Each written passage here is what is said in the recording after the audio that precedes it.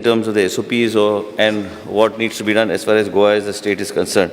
Speakers, I would like to mention to honorable members that my answer here that was circulated was very brief. It was that the SOPs on preventive measures to contain spread of COVID-19 in the state of Goa, imposing restrictions of movement and other than under examination by the government. The reason why I am saying that, as you are aware, as honorable member is not only a member of the Goa legislature, but is also a businessman from the tourism-related industry.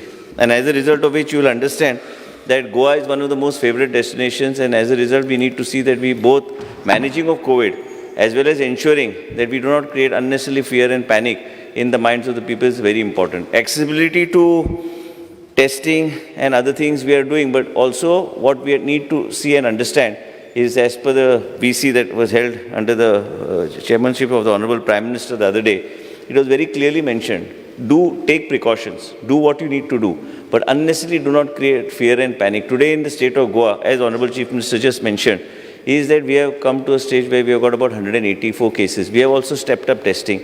We are making testing. We are also trying to see the amount of money that we have spent on testing, how we can economize it and bring quality machines and bring down the cost so that accessibility to testing becomes very easy.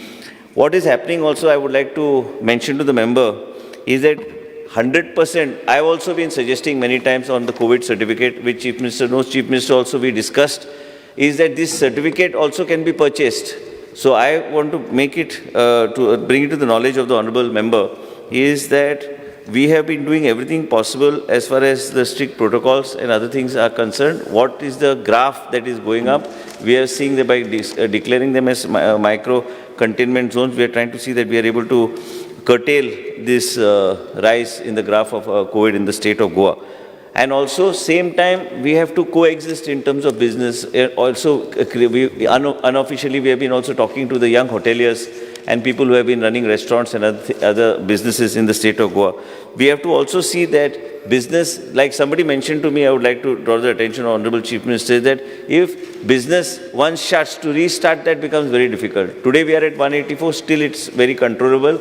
We are much better off than the neighboring states of Kerala, Karnataka and Maharashtra.